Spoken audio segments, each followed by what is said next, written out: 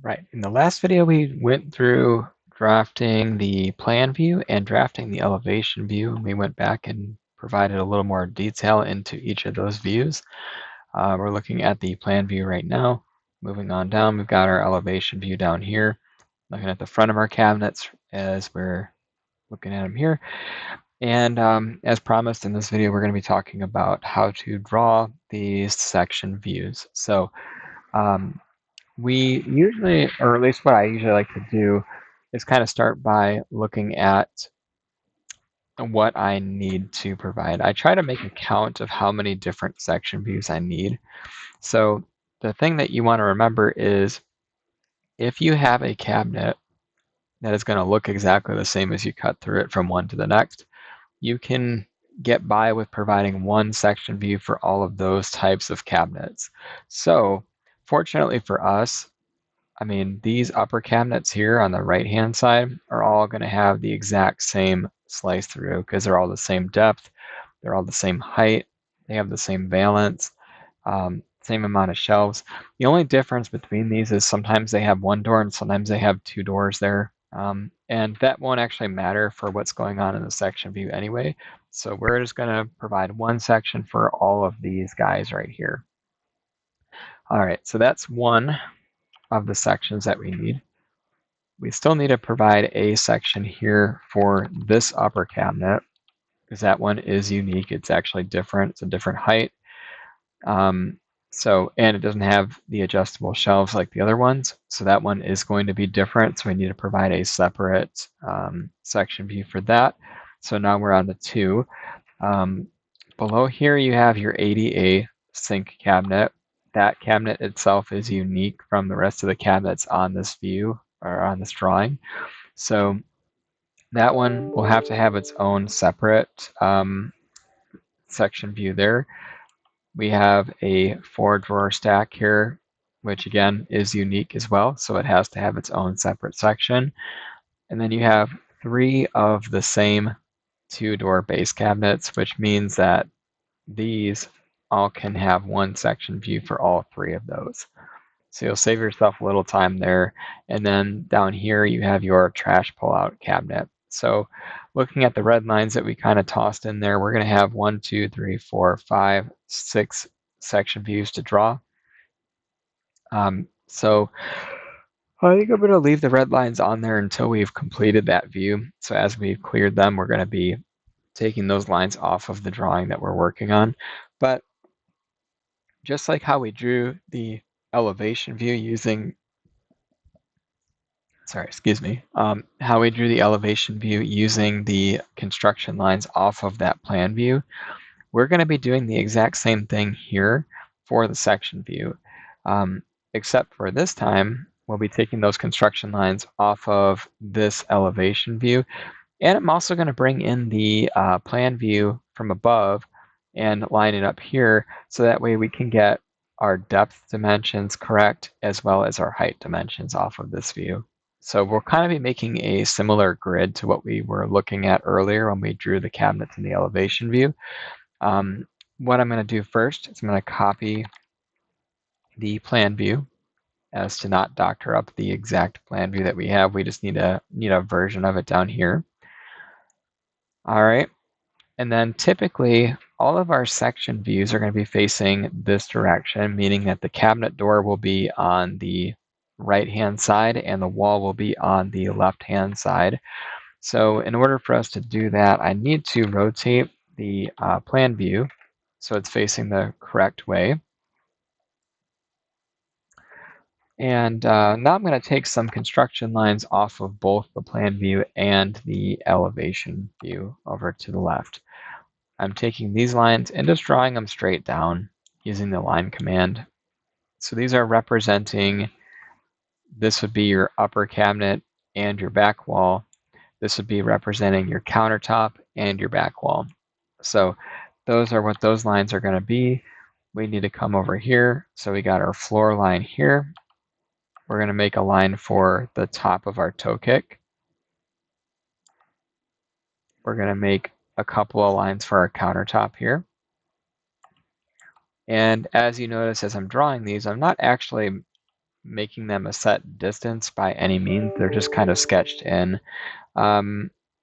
So with that being said, they're just here to help fill out this grid that we're building. All right, and then there's my ceiling line right there. So pretty much grabbing any major line that is going to actually be needed to draw this. Taking like the top of the ceiling, the top of the cabinet, the bottom of the cabinet, top of the counter, bottom of the counter, bottom of the cabinet, or top of the toe kick, and the floor. Those are going to be my crucial ones that I'm working on. And adding those lines to the right-hand side is going to help us with doctoring up these section views. All right, now from there, what I need to do is let's start with, I guess we'll start with the base cabinet. It's kind of like what we did for the elevation view. We'll start with the left-hand side and work our way towards the right. So the first one here is the ADA sink cabinet. ADA sink cabinet, we're going to go ahead and make sure I have that block in here real quick. It should be under on-site casework. And we're going to go over to sections now. All right. So there is an ADA base cabinet block in this tool palette. What we're going to do is we're going to click and drop that into our model space here. I did not set it up in any way where it's lined up with anything as of right now, but what I'm going to do, much like what we've done before, is we're going to use that move command and get everything nice to where it needs to be. So again, like we talked about, this line here is going to be the wall at the back of the cabinet set, and then we have these lines here as our countertop. This line here should be the bottom of that toe kick. So as of right now, it looks like this cabinet's already kind of set up. I'm just going to adjust these a little bit to make sure. But this cabinet appears to already be set up to be in line with those grid lines, which is great. That means we don't have any work to do there with fine-tuning it. If you notice, it is set back a little bit from this red line. That's intentional because there is that little white dot, which is hard to see, but it is there. That white dot is representing the front of that door. So when we put the cabinet door on this cabinet, it will be in line with this red line here. One thing that we want to look at too is occasionally you will have a front setback, meaning that the cabinet may be set back a little bit from the front edge of the counter. That is pretty common. So I want to check to make sure that these cabinets here, if they have that or not. I'll show you what that means here real quick. So looking at, for example, the sink cabinet, view 10 on I08-10. See if I can find that here. It looks like this guy. So there appears to be a setback here. It's not dimensioned on this view. So what I'm going to do is take a look around and see if I can find that dimension and then dimensioned on any of the other views that are up here. There's a possibility that they may have placed it on one view and not every view. That does happen occasionally, but if they don't have it there, I'm going to try to scale it to the best of my ability to figure out how much of a setback we really have at that cabinet. So yeah, I'm not seeing any other cabinets with that dimension on it. So what I'm going to do now is go back to view 10. And I'm going to match my scale down here. It looks like we're using 1.5 inches equals a foot. So I need to go back to my ruler or my measurements here. And I want to go to preset and set this to be 1.5 inches equals a foot to match. And then I'm going to set my precision down to a 1/16, just like I've been doing to make sure I'm not rounding anything by mistake. Okay, from there, you're going to go up to where it says length. That'd be this little icon here. I'm going to click on that. And we're going to go from here, and I'm holding down the shift key on my keyboard, which works kind of like the ortho snap in AutoCAD, to get you a straight line. It looks like the cabinet is a 1/2 inch from the front edge of that counter to the front of the cabinet door. So with that being said, what we're going to do is we're going to take this cabinet and we're going to shrink it up 1/2 of an inch just to make sure that we got that right. So it's 23.5 now instead of 24 inches deep. All right. And then we are going to take the countertop block next and we're going to plop that right on top of this cabinet. So that would be under cabinet parts in the cabinet section of your tool palette. You're going to go to cabinet parts, pull over the countertop block, drop that in here. There we go. And then you can use the grip point here or the move command to line this up to where you want it to be. So I'm going to line it up with that grid that we have set up currently, making sure that my countertop is in fact snapped to the grid that we have here. Perfect. And then we want to also verify the material of that countertop because countertops can be made out of solid surface, stone, quartz, or some kind of a plastic laminate typically. So I want to make sure that I'm showing the correct material on this block. So before I go any further, what I'm going to do is go back to what I have in my plan view, check that to see if there's any materials called out. If there's no materials called out there, you can go to your elevation view next and check that. Okay, so right here, it's indicated that this is going to be solid surface 1. That is the material of that countertop. We need to go back to the material log now, and we need to verify what that solid surface 1 material is. So let's go find that. Here it is. It is Wilson Art. It's called Tumbled Stone, and it appears to be a 1/2 inch thick. So it's a thinner material than something we're used to using. But let's take a look at it real quick. I think we did this the other day, but just to pull it up and take a glance at what it's going to look like. Okay, so that's the material that we're using. Going down to pattern availability once more, you can see sheet sizes come in 30 inches wide by 144 inches long by a 1/2 inch thick. So when we go to draw that, we have to remember that those are our limitations. So we can't have a countertop that's more than 144 inches long, and it cannot be more than 30 inches deep. Anyways, let's go back to our drawing here. Okay, and let's go to these the countertop block and make sure that we have the correct material selected. So we are using 1/2 inch thick solid surface. Goodness. We're going to move this using the move command. And we're going to slide this up so that it's in line with the top edge of where that countertop needs to be. Probably wondering here what the heck is going on because between that cabinet and the countertop now we have this little gap. Well, we're going to fix that by using this little stretch icon here on that block. If you pull that down, what's going to happen is it's going to increase the apron at the front edge of that counter. And it's going to also add shim, which we talked about earlier. Shim's just a way to level out something. Like in this case, it'd be used to level out the countertop. So that shim will be placed right there below the subtop, which is this plywood hatch that we have here. So the anatomy of what we're looking at here is we have a 1/2 inch thick solid surface top there, a 3/4 inch thick plywood subtop, and we have these shims that are placed right below that. So that should be it. There's nothing else to really add here. We'll move on to, oh, I'm sorry. Actually, there is one more thing we got to do. We do have to add a cabinet door to the section view here. So I'm going to check to make sure that I have that in here. If I don't have it in the tool palettes, I'll have to add that in. It does not look like it's in here because we have the standard cabinet door, but this is going to be a special one because it has the attached toe kick. So what I'm going to do here with you, since it's not in here just yet, we're going to go to the open icon at the top. And we are going to locate a folder in the OSW drive. This is the engineering in-house folder here.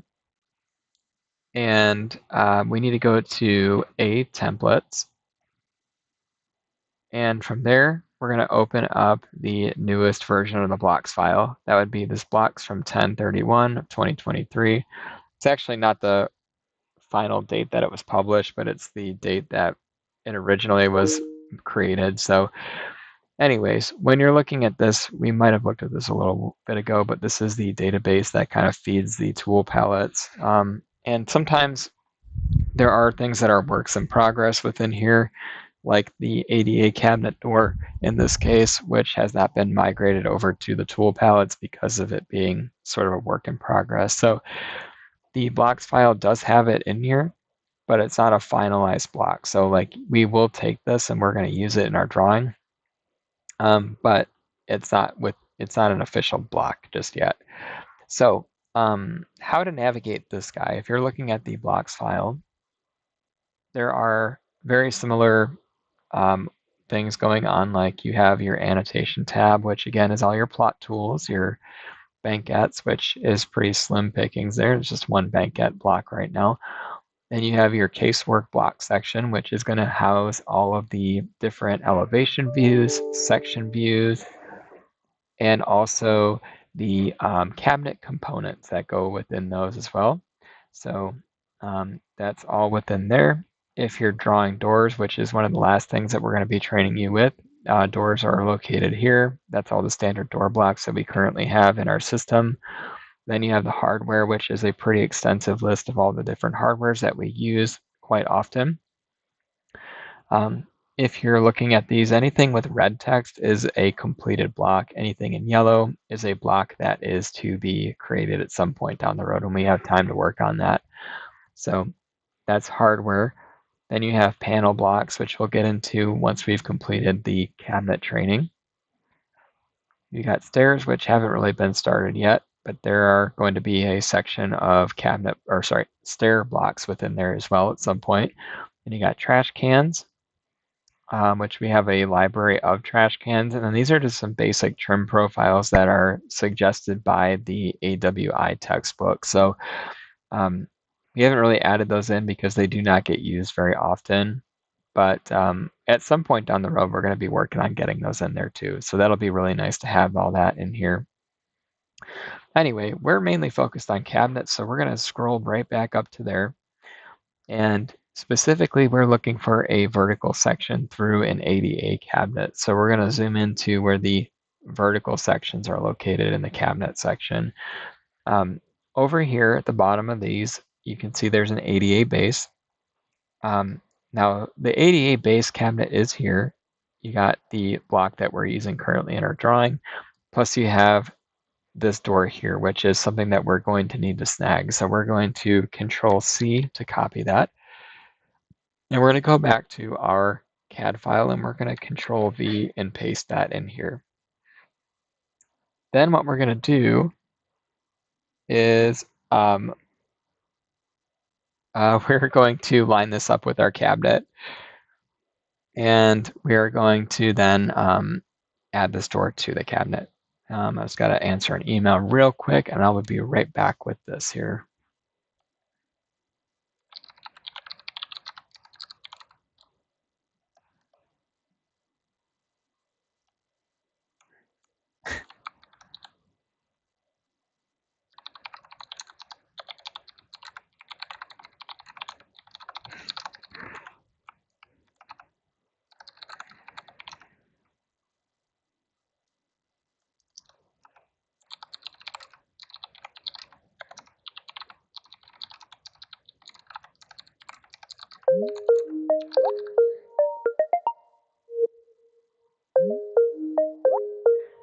All right, so let's add that cabinet door in. We're going to go ahead and what I'm going to do, actually, I don't need this part. It's already part of our cabinet block, so I'm just going to delete that out. What I'm going to do is I'm going to move this, and I'm going to use the top corner of that door to move it. And I'm going to go ahead and line it up with this white dot here. That white dot is to represent the top of the door on our cabinet. So what we are left with is we have this goofy little notch at the bottom that we have to fix. Currently, you can tell, of course, it's not correct. What we need at the bottom is with all ADA cabinet doors, as in all doors that are having trim or the toe kick attached to the door, we do need to provide a 1/2 inch gap at the floor here. So this white dot is there to represent that. It's really hard to see. Hopefully with the 2K resolution, you can see it on this video, but it is in AutoCAD as well. So if you're following along, you'll definitely see it. It's just very small. And those don't plot too, by the way, if you're wondering that. They actually don't show up on the paper when you go to plot your drawing. So anyway, where I'm going with this though is we need to adjust this cabinet door to fit within the notch that we have here. So to do that, we're going to have to use the stretch command. And I'm also going to show you a couple other nifty things you can do. So right now I have things that are kind of, well, no, I don't really need to hide this, but let's say this hinge was in the way and I couldn't stretch this without stretching the hinge by accident. What I could do is there is a command in AutoCAD. Don't think we've talked about it yet, but it's called hide objects.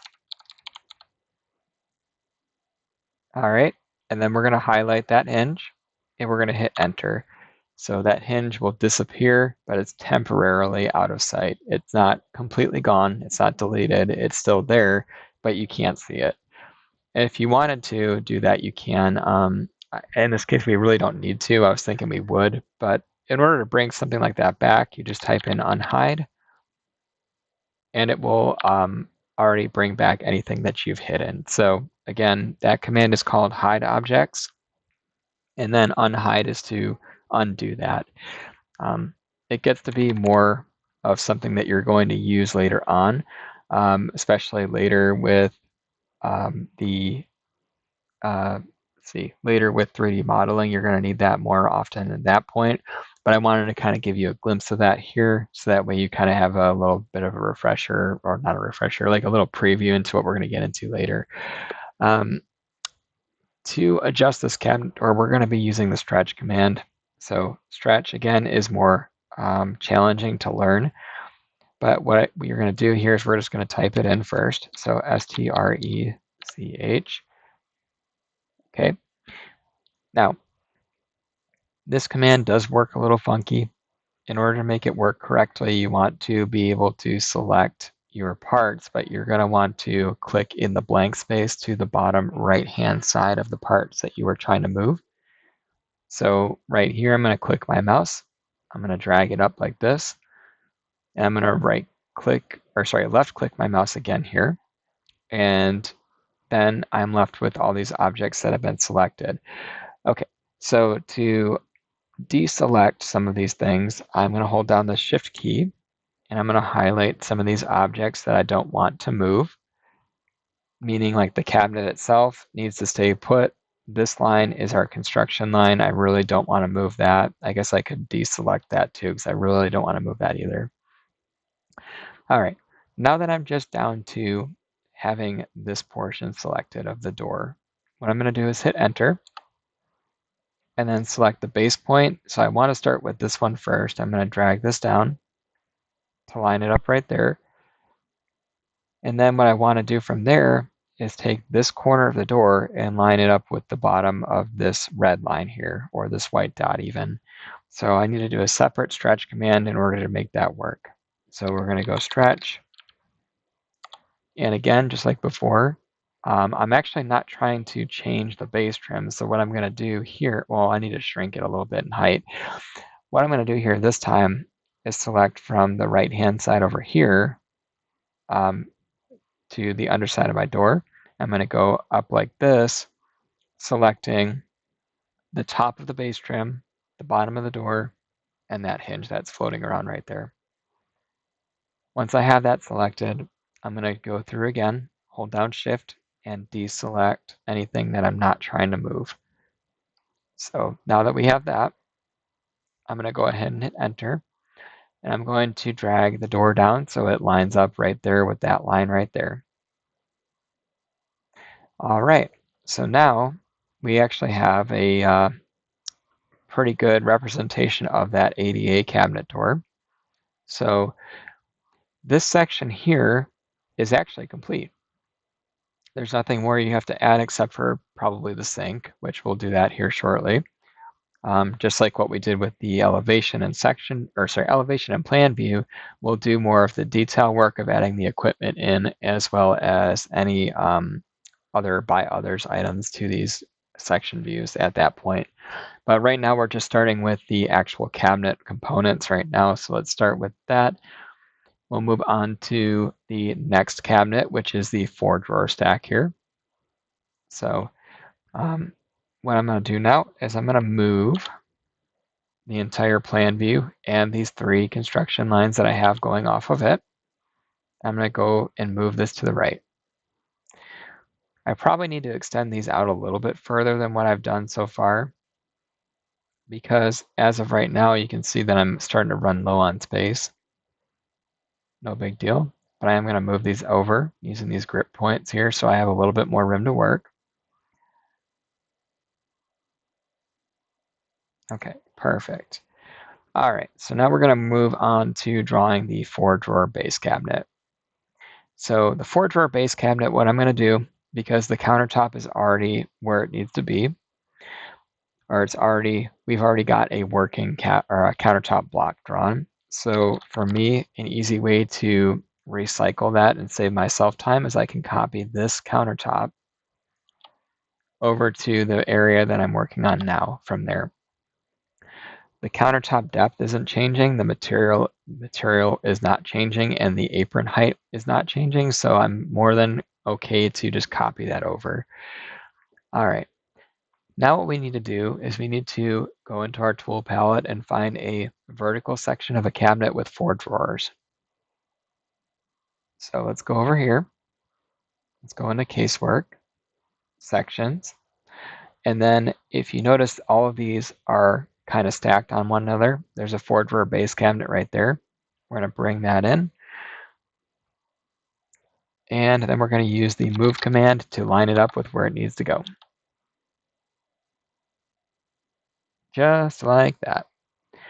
Okay, now keep in mind as well that we do need to make sure we have that 1/2 inch setback from the front of the counter to the front of the door. So we're going to make sure that this cabinet is also sized appropriately for that.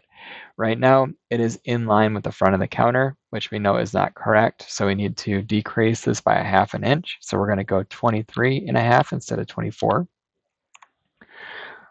And then we need to draw in our drawer fronts. So drawer fronts are pretty easy. I'm sorry. Drawer fronts are pretty easy. All we're going to be doing is drawing in 3/4 inch thick rectangles and lining them up with the invisible white dots that are here, which will give you the guidelines of where the drawer fronts need to go. So let's go ahead and draw those in. Okay, so we're going to go here to here. I'm going to tell it that this is 3/4 thick, 0.75, and the height is right there. All right, I actually need to slide this back though, so it's in line with that dot like that. And I need to change the layer too because I'm drawing it on the dimension layer by mistake. So let's go ahead and do that now.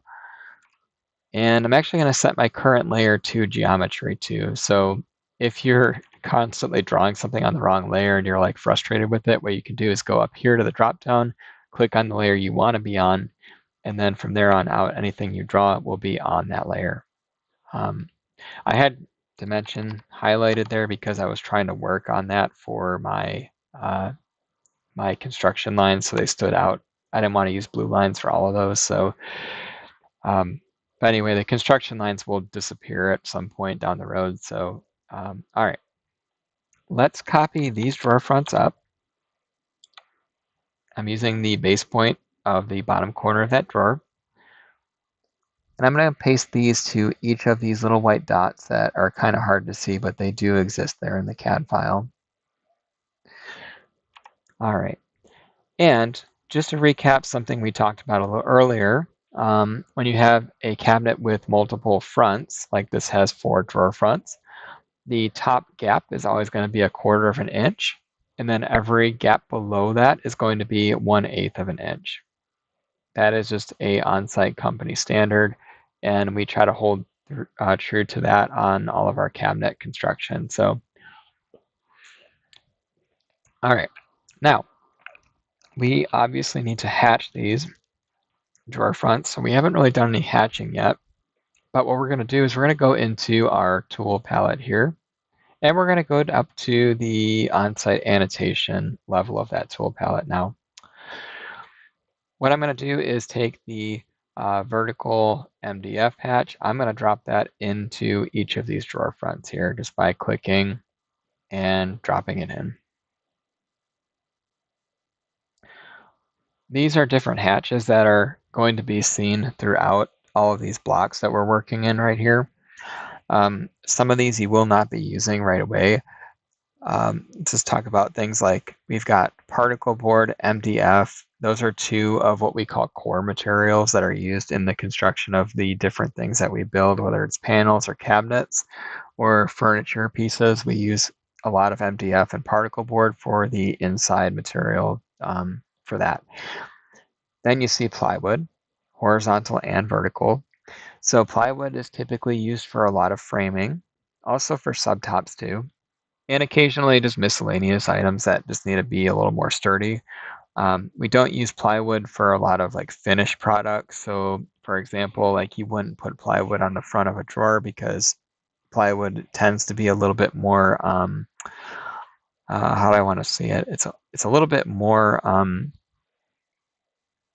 like it has a lot of imperfections to it, I guess is what I'm trying to say. So if you've ever seen a piece of plywood, it's got a lot of divots, a lot of like rough edges to it.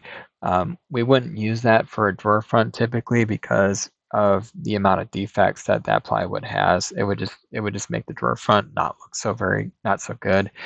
There is a specific kind of plywood called Baltic birch, which does not get used as often either. It's really expensive, but sometimes that will be used for core material, but that is kind of a rarity.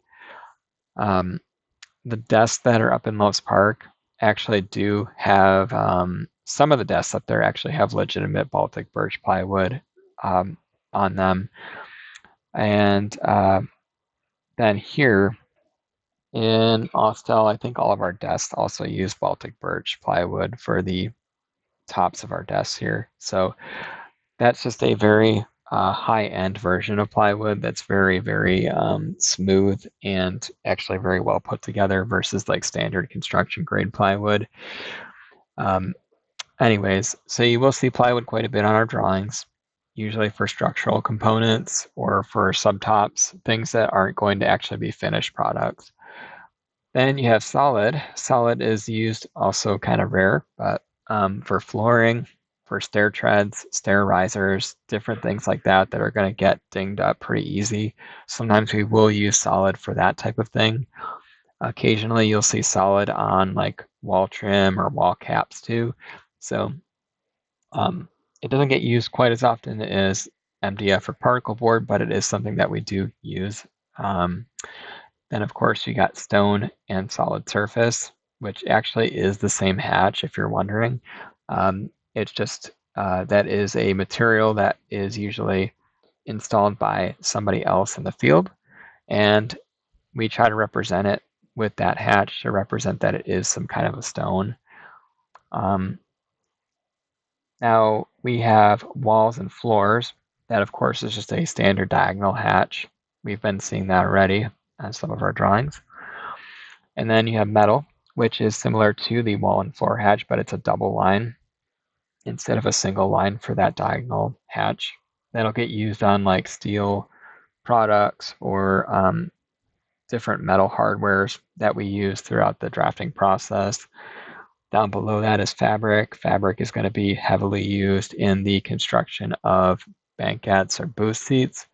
We'll talk about that here somewhere down the road, but that's just a crisscross sort of grid fabric hatch. And then foam core, that last one you see there, foam core is actually a hatch that is used mostly in door drafting. So that's not to say it won't get used elsewhere, but that is where you're going to see the majority of it. So foam core is a core material that's used on doors to help alleviate the weight of how much those doors weigh. Sometimes they can weigh quite a bit, and that hardware has very strict limitations to how much a door can weigh. So sometimes we have to use foam core for the insides of some of our doors. So that's kind of the different hatches that are there. A lot of times when you're doing with cabinets, you're really only going to be messing with particle board, MDF, plywood, and stone or solid surface. You probably won't mess with foam core, fabric, probably not even metal most of the time, and solid probably not so much either. All right. Anyways, that was a little side tangent on hatches since we had to go into that. But anyway, let's go back to our cabinet tool palette, and we're going to drop in some drawers here. So we need to go to the cabinet parts, and we're going to pull in the drawer block here. Oh, goodness. Okay, so this is a representation of our current standard of construction for drawer front, or for drawers. And I think we did talk about it briefly a while ago, but when you're drawing a drawer, you do want to try to keep, well, you do have to keep the drawer box itself within increments of 2. All right, and that's for the depth of the drawer. Now, the drawer will get mounted directly to the back of the drawer front. So similar to what I'm showing here, this drawer box is attaching right to the back of that drawer front. At the bottom drawer, the current company standard is you have to have at least 1/8 of an inch here between the drawer and the bottom of that cabinet. And that is for clearances to make sure that that drawer is not going to scrape or start to gouge into the bottom of that cabinet as it pulls in and out. It gives it enough clearance to be able to slide forward and back without touching the bottom of the cabinet. Before we get too far, I did mention that these have to be within increments of 2. So as we adjust the drawer depth, we want to make sure that we are staying within that standard. And then another standard that you want to pay attention to as well with drawers is that you also want to be within 2 inches of the back of the cabinet, meaning that right now I'm good because I have somewhere between 0 and 2 inches between the drawer and the back of the cabinet. If I had like 3 or 4 inches back there, AWI does have a rule against that. They would really like to see all drawers to be within 2 inches of the back of the cabinet. So just keep that in mind as you're drawing these drawers to make sure that we get it as close to the back as you can without touching it. But it really should be within 2 inches of that. The other thing I want to mention too is that these drawers, we typically want to make sure that they are within an increment, like the height wise. We want to stay within an increment of 1 inch. So like we don't want to make a drawer that's like 4 3/8 or 5 5/16 or something like that. We do want to make sure that we're working in increments of 1 if we can. And that's because it makes it easier for the ordering process to be able to order these drawers if we're not making them in the shop. If we are making them in the shop, our shop could make these custom if we wanted to. It's just easier though if they are standard dimensions instead of something really weird. So right now I'm going to make these drawers at 5 inches tall and 20 inches deep. There is a dimension in here, which is a formula-based dimension. As you notice, it's not currently showing 5 inches tall and 20 inches deep, but if you would like to see that, it's going to regenerate as soon as you plot the drawing. But if you type in regen on your keyboard, it will also update that to refresh it to be the correct dimension of what you're currently showing on the drawer. All right, let's copy these drawers up. I'm going to use the front corner of each cabinet drawer, and I'm going to paste them above, just like this. Okay. Now these cabinets don't lock, or these drawers don't lock, so we don't have so much to worry about dimensionally here. There's some other rules that go into them if they do lock, but right now we're good with this. All right. So yeah, this cabinet's pretty much squared away as far as drafting goes. So let's move on to the next one. I'm going to use the move command here. I'm going to move the plan view and the vertical construction lines down the road. We'll work on the next one. So we have worked on this one and this one. We'll delete those lines. We're done with those. Now we have a 2-door base cabinet with 1 adjustable shelf. So we're going to work on that next. Actually, what I would like to do is use the copy command, and this is going to go a little bit faster now that we've got a couple of these drawn, but I'm going to copy this cabinet carcass and the countertop. And I'm going to paste them over here. All right, you're probably like, hey, but there's still white dots for 4 drawer fronts, but there's a really nifty thing about this block. You can actually set it to having 1 front instead of 4. So if you do that, it will automatically update where the white dots are located. So that way, when you drop in a new door, it's not going to be conflicting with those dots. Anyways, so let's go ahead and grab a door from our cabinet components, our cabinet parts. Drag and drop a cabinet door in from there. This cabinet door block is pretty neat. It actually does add hinges as we need them. So our shop has specific locations for these hinges as they as the door increases or decreases in height, it will add or remove hinges as well. And so you don't have to worry about keeping within company standard because the block is already set up to keep you there. So that helps a lot. Back when I first started, we didn't have that, so we had to remember where those hinges were supposed to go. And so that was kind of a lot of extra information to have to remember back in that day. But now we're pretty well established where you don't have to do it quite as much of that anymore. All right. Next, we're going to pull in the adjustable shelf block, which is in the top right corner of the cabinet parts. We're going to move the adjustable shelf to be located within alignment with that centered white dot right there, which is a 1/4 inch back from the inside of that cabinet carcass right there. And then we need to take the depth adjustment of that shelf and locate it to be in line with the back of our cabinet. You can then go through and adjust the number of shelf pin holes. Typically what you want to do is make sure that they do not interfere with the hinges. So I'm going to lower it down to 14 in this case to make sure that we don't run into any issues there. And then that cabinet section is actually complete.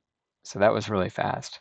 We're going to be getting quicker at these as we go because we've got a pretty decent cabinet base already picked up or kind of drawn in. So we're going to be able to copy a lot of that from one to the next. Okay, moving on. Let's move all of this over one more time. And we're going to draw in the trash pull-out cabinet. All right, so standard trash pull-out cabinets are pretty easy. We need to take the countertop, the cabinet carcass, and we're going to paste those over here. We also need a drawer front. And I know that we have some over here. We're going to take one of these and we're going to resize it to fit. So I'm going to copy this and paste it over here, lining it up with that white dot. And then I'm going to increase the height of this just to be in line with there. All right, so now we've got the shell of that. We need to add in the trash can and the drawer mechanism that we talked about in our cabinet hardware video and maybe the cabinet construction video. Anyway, we're going to go back here and I can't remember if they're in here. I'm going to look real quick. I know we have horizontal sections of these here, but I think I need to go to the let me check hardware to see if they're in there first. Okay, so I don't have that in here. All right, so what I need to do is I need to go to my blocks file here. And I need to pull in a trash can drawer. So here we've got one that we use pretty regularly. This is the Rubbermaid 2957.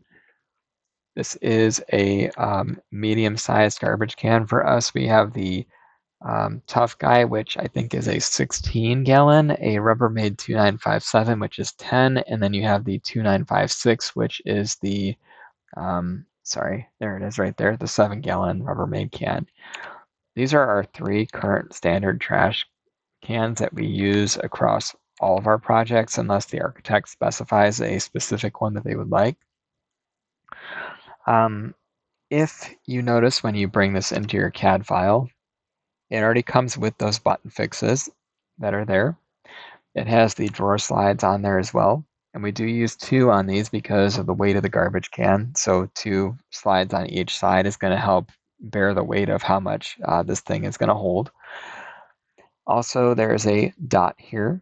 This is to represent where to drop this in your CAD file because there is a specific height of 4 inches from the bottom of the underside of the cabinet to the top of the drawer. So we're going to bring this in just like this.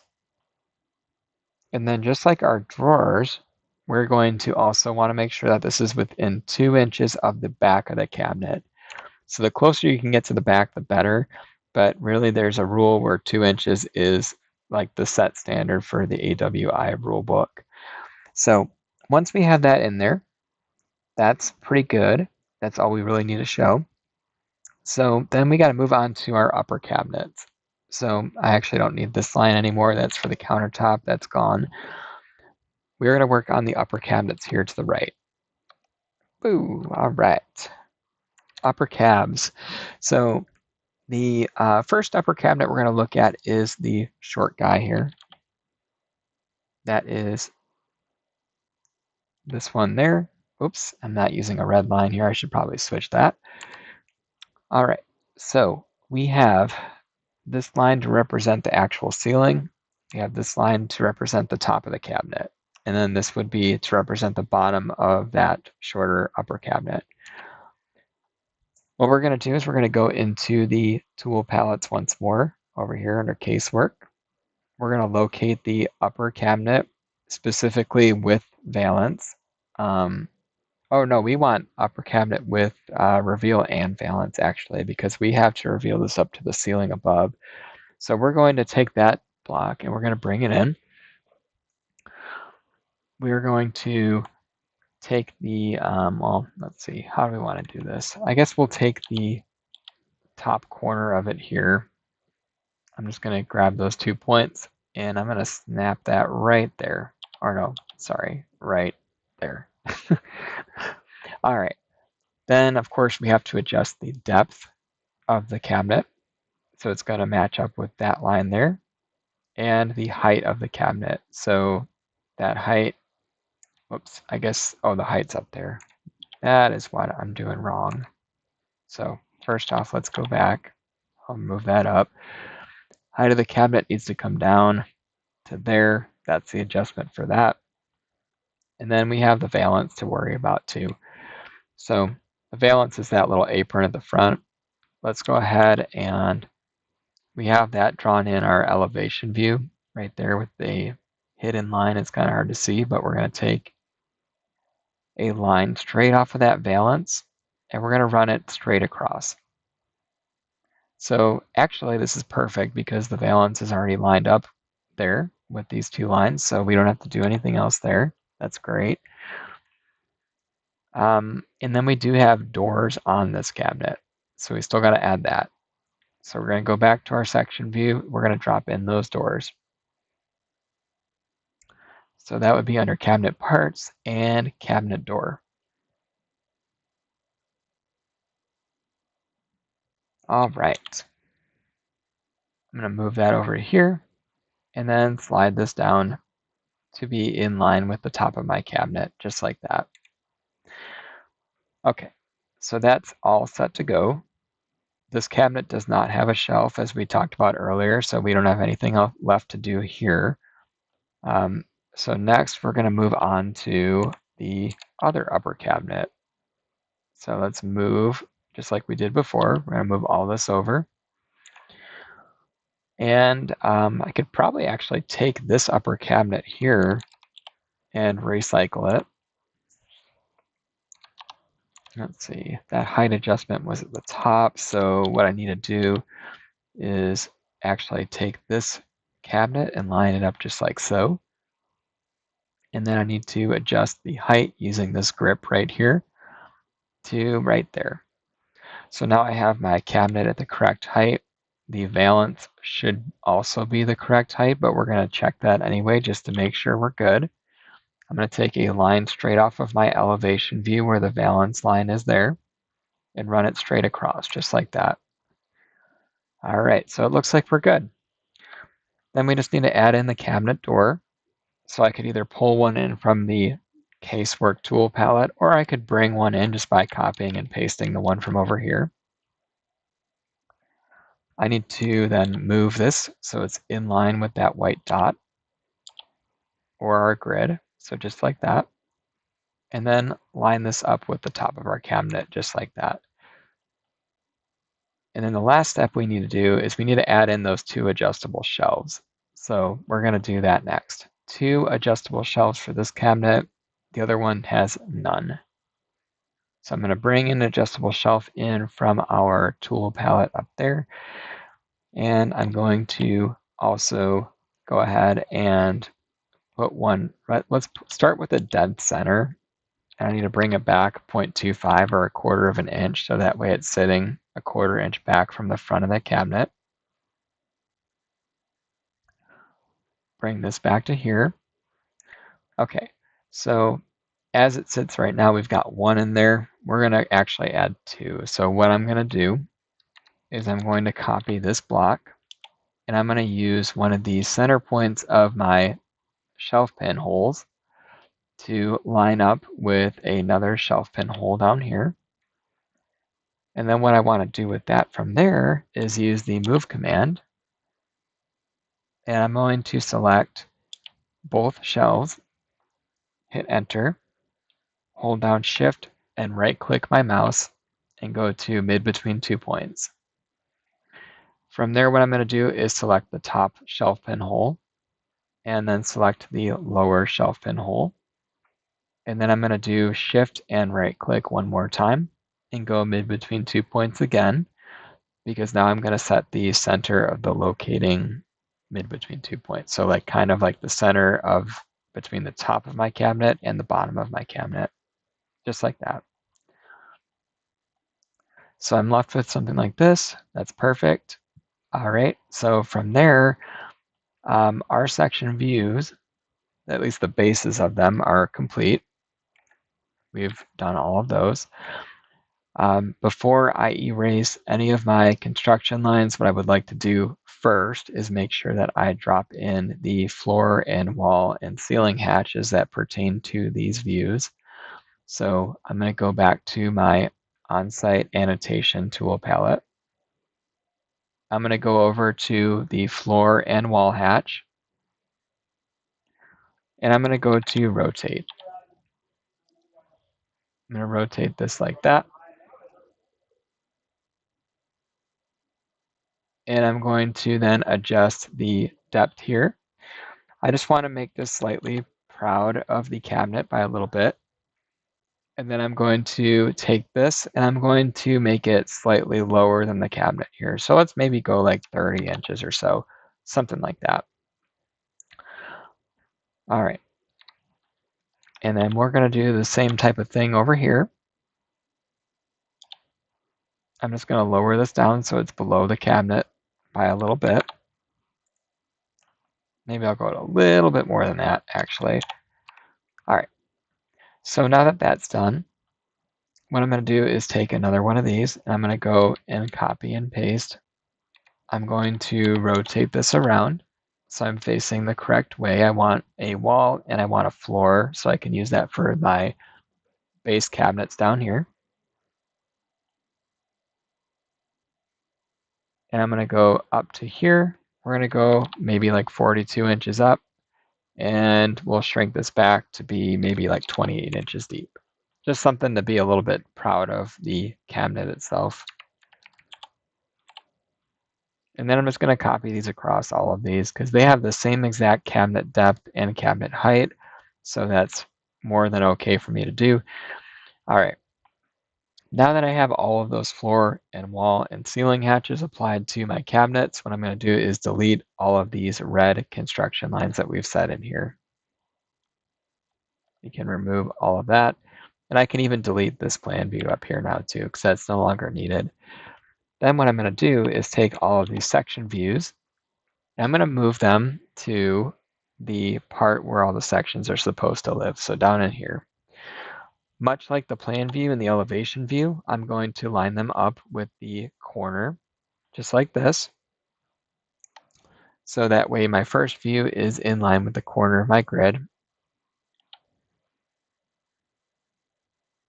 All right, and then what I like to do is I like to use the move command to kind of space these out evenly. So although this will this will never be seen by anybody except for the drafter in AutoCAD, I do like to make sure that my work is all neatly organized. And so what I'm doing here is I'm snapping each view to the front of the next view. And then I'm going using the move command. I'm typing PR, which will automatically select the previously selected objects. I'll hit enter. And then I'm going to hit enter one more time since I selected everything, and then move this over 50 inches, which is just my arbitrary distance to get these all evenly spaced apart. All right, now I need to bring my upper cabinets down to here too. So I'm going to do the same exact thing like we've done over here. Move these over 50 inches. Boom. Same thing here. Line that up. I'm going to line it up again real quick. Something like that. Using that PR pretty regularly here to select the previously selected item. Move this over 50 inches. Boom. Okay. Hey, so now we've got something that looks pretty organized here. All of our views are neatly spaced and they are kind of in line with one another. So now we've got our plan view, our elevation view, and our section views all put in the CAD file. We also need to add in the poles on these cabinets, the sinks, and any other hardwares or equipment that might pertain to these if that exists on the print. So let's go ahead and take the pole that we have from up here. We're going to copy this down to our section views below. And then what I'm going to do is I'm going to go into this block and tell it that I want it to be the section or plan view. And that depends on the orientation of the pole on the cabinet. So starting with the ADA sink cabinet, these poles need to be mounted vertically. So I'm going to take that pole and I'm going to actually use the mirror command or the rotate command to flip it this way. And then just like we did on the elevation view, I'm taking the top of that pole, lining it up with the door, and then moving this 2 inches down. I'm going to go ahead and do that for all of the cabinets that have vertical orientated poles. So that would be any of the base cabinets with doors on them. And then when we get to the upper cabinets, we have to modify that slightly because instead of 2 inches down, we need to be 2 inches up from the bottom of that cabinet door. So 2 inches up to here. And then same deal for this. Okay, now that we have those in, we're going to go ahead and do the horizontally orientated poles. So I'm copying another pole over, and I'm going to go to section this time instead of elevation or plan. All right, now what I'm doing is I'm going to take the top of that pole, line it up with the top of that drawer, and then move it down 2 inches from there. So then what I can do now is use the copy command, snapping to the top of that drawer. I can then paste it throughout all of these different drawer fronts, including the trash pullout too, because that also has a horizontally mounted pole as shown here. All right, so that takes care of that. We still want to drop in the sink. And again, we did save that in a folder earlier today. that was in the equipment cut sheets folder under PF13. We saved that right off of Kohler's website. So we need to find the side view of that sink, which would be this guy. I'm going to copy this, and we're going to bring it right into our CAD file. We'll paste it right there. Like we did for the sink in the plan view, we're going to highlight that, and we're going to put it on the existing layer. Now, this sink is actually mirrored from what we're wanting it to be. It's actually facing the other direction because the drain should be closer to the wall and not closer to the front of the sink. So we need to flip this sink around so it's facing the right way. And then also, like in the plan view, I'm going to use the group command, and I'm going to group all of the parts of the sink together to be one solid sink instead of a bunch of lines. All right, now I'm going to drop that in right there. You see it's pretty snug. But with sinks too, one thing that we like to do as well is we like to show that the cutout for the sink as much as we can. So this will likely be determined in the field most likely anyway, but what we're going to do is we're going to represent it by using a command called wipeout. Much like the surf rock song by the late great Ventures, we're going to use the wipeout command, and we're going to essentially what it does is like it's like a whiteout, digital whiteout within AutoCAD. And what we're going to do with it is we're going to trace over the sink here. So we're going to go boom, boom, boom. I'm just going to drop it down to, well, I guess I could still kind of zip through here. Just like this. Tracing over that sink. Because what we're going to do is we're going to wipe it out or white it out, meaning that like anything that's in here is going to make it look like we're cutting the cabinet out around this sink. So I'm tracing that right now. I'll show you what that does at the very end when we're all set. All right, I'm at the last point here where I've got this point and this point. So what I'm going to do is just hit enter. And what it does is it blocks out anything behind there. Now that all the geometry that is there is still behind there. It's just blocked so you can't see it. I'm going to take that line that we just drew with the wipeout command, and we're going to make it the existing layer. That way it's shown that it is still there, but it's by somebody else and not by Onsite. Okay, so let me try to think if there's anything else to add to these section views before we go into dimensioning and plotting. I think we're actually pretty good there. So what I'm going to do now is I am going to save this video, and then the next one we're going to talk about dimensioning and tagging all of your views and setting up your viewports in your paper space.